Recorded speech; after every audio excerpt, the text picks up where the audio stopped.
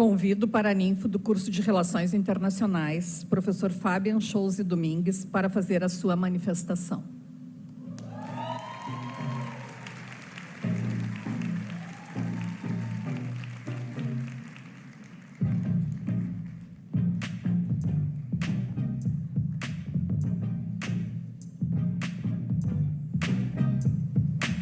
Boa noite.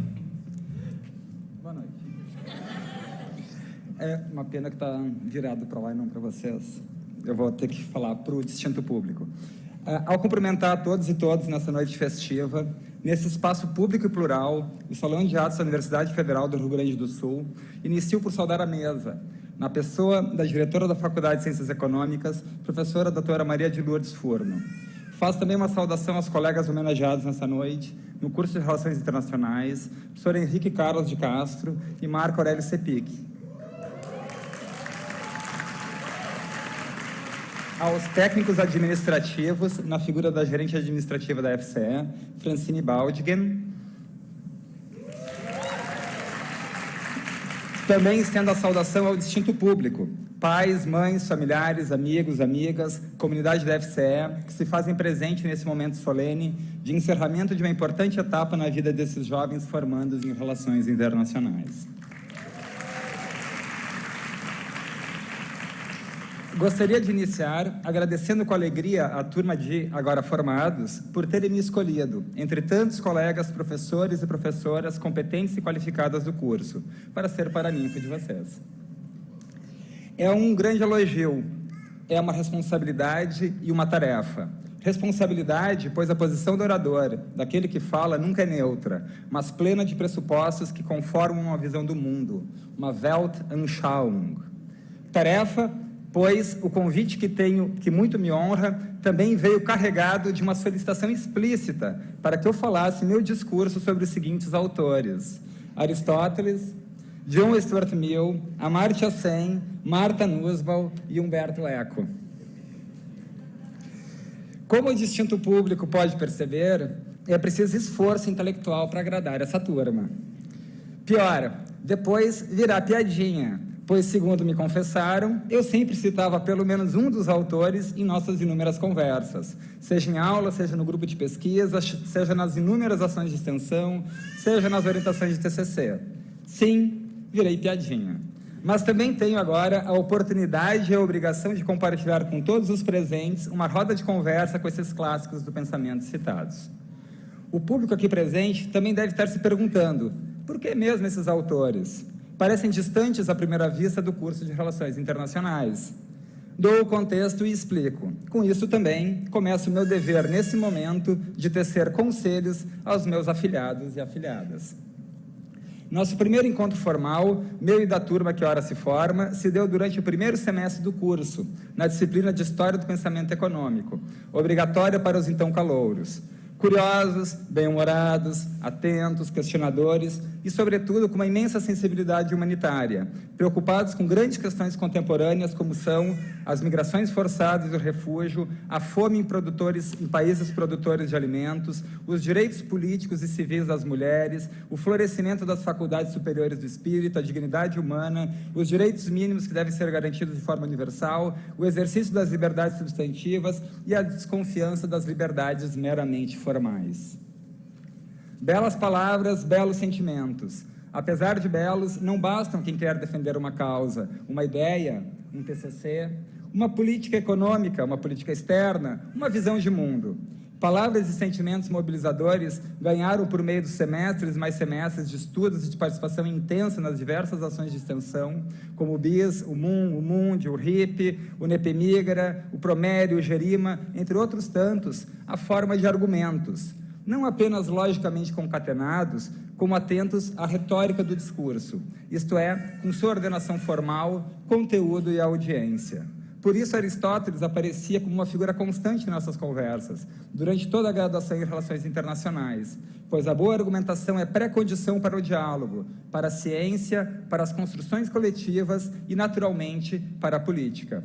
Como sabem, para Aristóteles, as artes e a ciência se subordinam umas às outras, e todas se subordinam à arte política, que nada mais é do que a arte de viver em cidades. Para se viver em cidades e, mais modernamente, em países, é preciso estudar a arte do discurso e realizar a arte da diplomacia. Queridos afiliados e afiliadas, também conversamos ao longo da graduação sobre John Stuart Mill, o liberal fofinho, e sua esposa militante, Harriet Taylor. Vimos a ideia de Mill de que o desenvolvimento da raça humana passa pelo florescimento das faculdades superiores do espírito, as artes, a filosofia, a lógica, a política. Levem consigo a metáfora arbórea trazida pelo sensível pensador inglês. Todos nós podemos e devemos, não apenas como estudantes ou professores, mas como diplomatas, políticos, funcionários públicos e privados, profissões para as quais haverá assento para vocês, buscar o desenvolvimento pessoal, dos talentos, das curiosidades, das vocações. Numa palavra, busquem o florescimento, levem a sério os seus dons e talentos. Claro, trabalhem, busquem trabalho remunerado, mas esta é apenas uma das dimensões da vida. Dediquem-se às artes, valorizem quem as produz, dediquem-se à reflexão desinteressada nesses tempos frenéticos de zap-zap.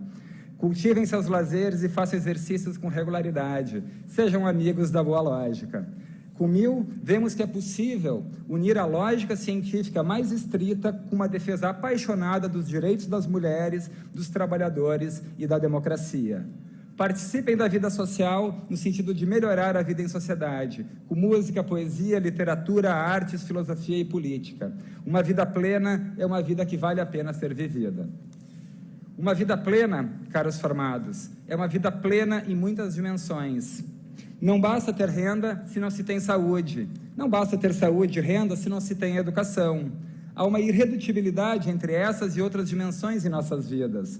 De nada adianta ter renda, saúde e educação se não temos segurança pública ou sentimento de pertencimento a uma coletividade. Uma vida plena é uma vida que se realiza em múltiplas e irredutíveis dimensões.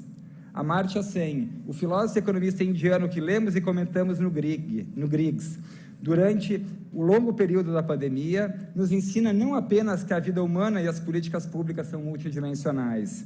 Ele também nos ensina a diferenciar com cautela as liberdades formais das liberdades substantivas. De nada adiantam leis e garantias se elas não se transformam em procedimentos, funcionamentos, capacidades e realizações. Uma vida que vale a pena ser vivida é uma vida de liberdade em que fazemos as escolhas que realmente consideramos importantes para a nossa existência. Como internacionalistas, alçados muito provavelmente aos cargos da administração pública e privada, queridos formados, não se esqueçam que as liberdades não existem no abstrato. Elas incluem, por exemplo, capacidades elementares, como estar livre da morte, da fome crônica, da subnutrição, da morbidez evitável e da morte prematura. De Amartya Sen leva um ensinamento de que o desenvolvimento humano deve ser visto como um processo de expansão das liberdades reais que as pessoas desfrutam. Esse processo é individual e coletivo, no qual cabe a cada um o seu quinhão de responsabilidade e atenção. Defendam a democracia e participem da vida política. Da filósofa Martha Nussbaum, aprendemos que uma teoria da justiça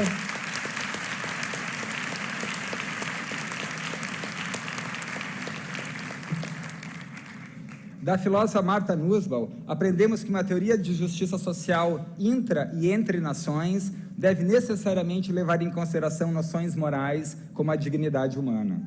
O racismo, o colonialismo e a negação de culturas devem ser repudiadas com veemência nas relações internacionais. O enfoque apresentado por Martha Nussbaum concentra-se em fornecer explicações acerca das garantias que devem ser respeitadas e implementadas por governos comprometidos com respeito à dignidade dos seres humanos. Nussbaum apresenta uma lista de capacidades centrais inerentes ao desenvolvimento harmonioso da pessoa humana e argumenta que todas elas devem ser garantidas sem exceção e sem impedimentos, independente da raça, classe, nacionalidade, gênero ou qualquer outra distinção. A lista de capacidades criada pela filósofa baseia-se nos princípios de respeito mútuo, reciprocidade e autorrespeito. Inclui funcionamentos tais como a liberdade de viver uma vida de duração normal, de ter uma boa saúde e alimentação adequada, de ser protegido contra a violência, de ter liberdade de expressão, de não ser acometido por doenças evitáveis ou morrer prematuramente, de usufruir da liberdade sexual, de ter o direito à participação política, entre outros. Cumpre destacar que o processo de implementação de uma vida com dignidade, conforme Nussbaum, é contínuo e interdependente.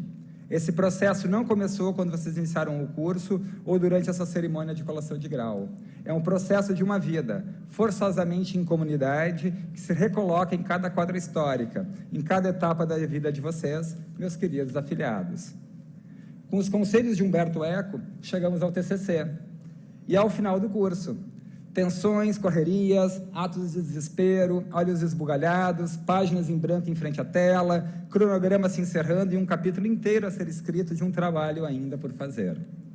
Embora o livro, como se faz uma tese, esteja superado em vários aspectos e que seus conselhos sobre fichas de papelão sejam apenas uma curiosidade histórica, a filosofia e a visão do texto que estão subjacentes ainda pulsam nos trabalhos de conclusão de curso de Relações Internacionais. Convido a distinta plateia a percorrer os títulos dos TCCs, que são públicos e estão no Lume, o repositório virtual da universidade. Os trabalhos lá publicados testemunham inquietações e insatisfações transformadas em objetos de pesquisa. O cuidado com o contexto, os mundos possíveis às narrativas, a imbricação entre a arte e a ciência são orientações do filósofo italiano que fogem aos rígidos padrões das normas da BNT e que inspiraram muitos de vocês, agora formados e formadas, a escreverem belos trabalhos de conclusão.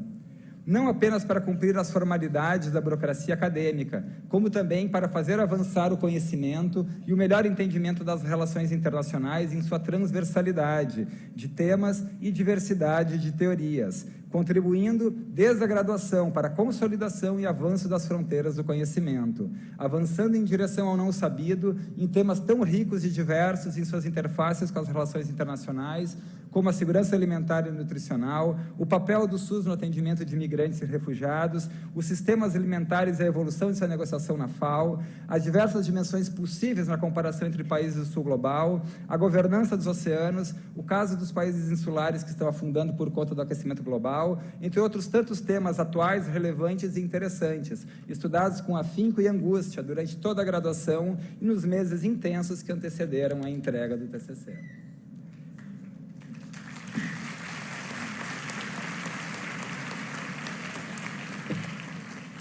O discurso já se faz longo e é hora de terminá-lo. Mas antes de me despedir, gostaria de fazer uma síntese dessa roda de conversa com os clássicos convidados a estar entre nós nessa solenidade festiva. Ao saírem daqui com grau de bacharel e de bacharela em Relações Internacionais, busquem um emprego ou uma bolsa.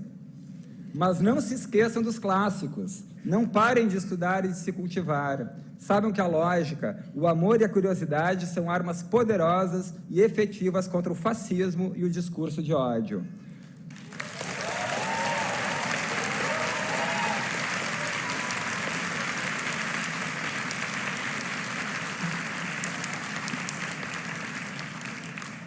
Valorizem a democracia e a arte da conversa.